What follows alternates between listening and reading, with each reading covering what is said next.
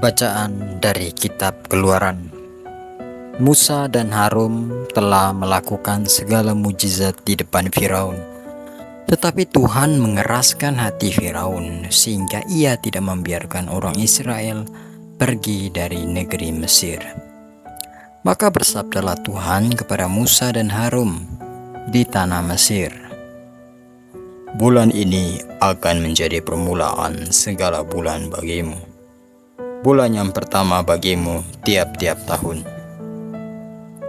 Katakanlah kepada segenap jemaat Israel, pada tanggal 10 bulan ini hendaklah diambil seekor anak domba oleh masing-masing menurut kaum keluarga, seekor untuk tiap-tiap rumah tangga. Tetapi jika rumah tangga itu terlalu kecil jumlahnya untuk menghabiskan seekor anak domba, maka hendaklah ia bersama-sama dengan tetangga yang terdekat mengambil seekor menurut jumlah jiwa tentang anak domba itu.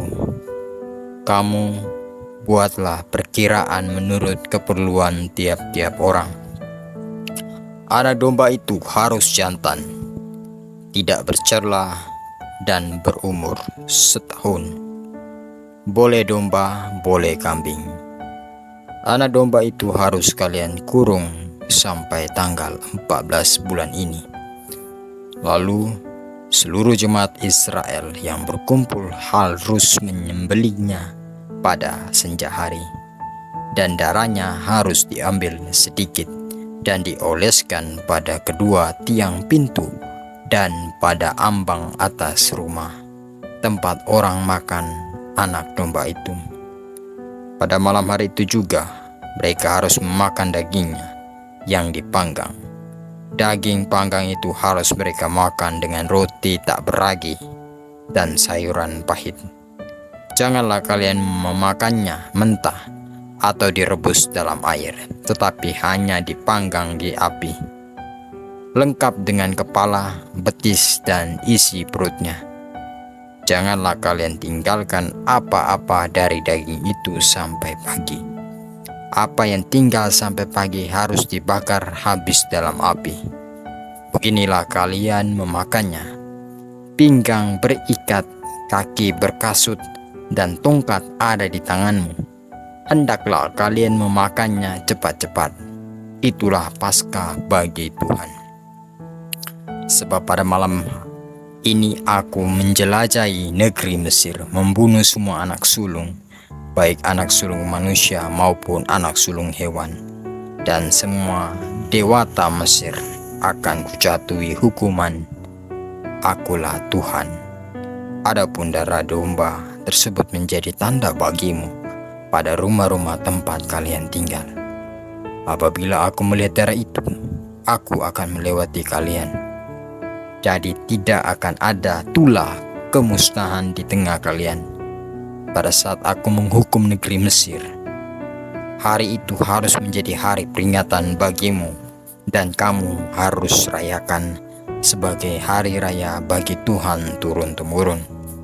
Hal itu harus kalian rayakan sebagai suatu ketetapan untuk selama-lamanya. Demikianlah sabda Tuhan. Syukur kepada Allah. Mazmur tanggapan, referen: Aku akan mengangkat piala keselamatan dan menyerukan nama Tuhan. Bagaimana akan kubalas kepada Tuhan segala kebaikannya kepadaku? Aku akan mengangkat piala keselamatan dan akan menyerukan nama Tuhan. Referen: Aku akan mengangkat piala keselamatan dan menyerukan nama Tuhan. Sungguh berhargalah di mata Tuhan kematian semua orang yang dikasihinya. Ya Tuhan, aku hambamu, anak dari sayamu. Engkau telah melepas belengguku. Referen: Aku akan mengangkat piala keselamatan dan menyerukan nama Tuhan.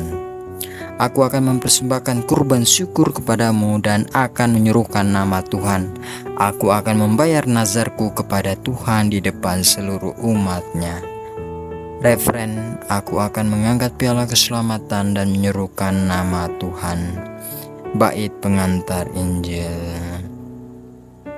Haleluya, haleluya, haleluya.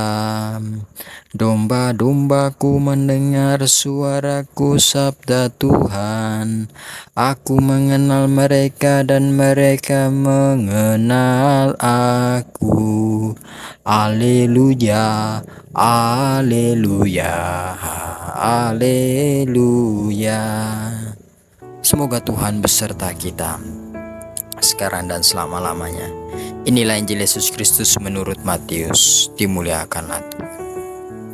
Pada hari Sabat, Yesus dan murid-muridnya berjalan di ladang gandum.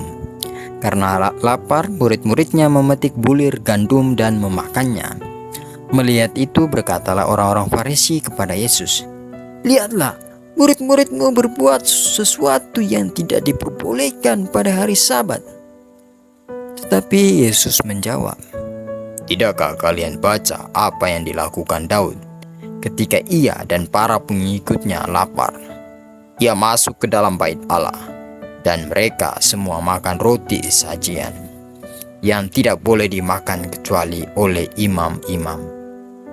Atau tidakkah kalian baca dalam kitab Taurat bahwa pada hari-hari Sabat imam-imam melanggar hukum Sabat di dalam bait Allah, namun tidak bersalah?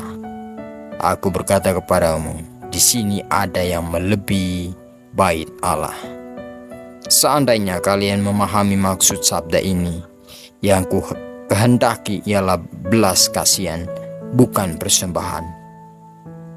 Tentu kalian tidak akan menghukum orang yang tidak bersalah, sebab Anak Manusia adalah Tuhan atas hari Sabat." Demikianlah Injil Tuhan.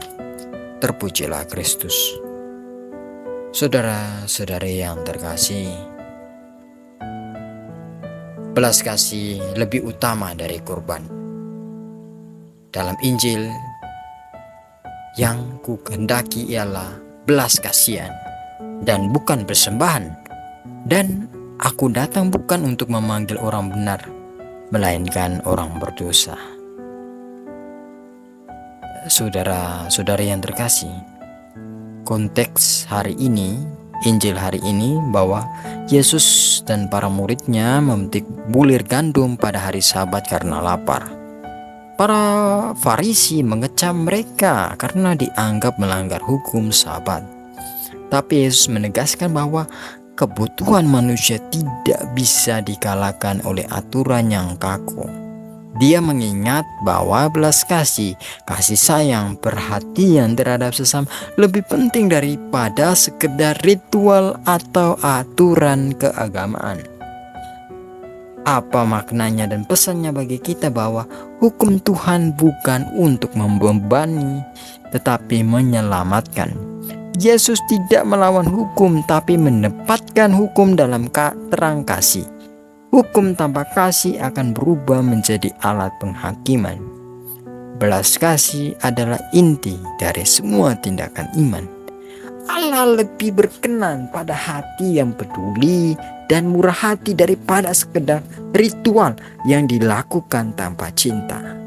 Hati yang penuh belas kasih mencerminkan hati Allah sendiri.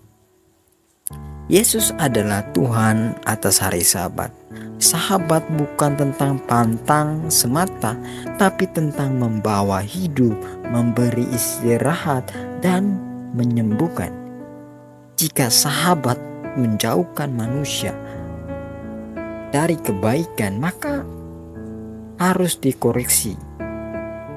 Ini pertanyaan refleksi bagi kita dalam Injil hari ini. Apakah aku lebih sibuk menilai orang lain atas tindakannya daripada memahami kebutuhan dan penderitaannya? Apakah aku lebih mementingkan aturan dan penampilan rohani daripada praktik kasih dalam hidup sehari-hari? Apakah aku sudah menjadi pribadi yang murah hati atau justru sering kaku dan menghakimi? Semoga renungan dan pertanyaan refleksi ini menghantar kita semakin dekat kepada Tuhan Yesus, agar jalan kasih-Nya sungguh nyata dalam hidup kita. Amin.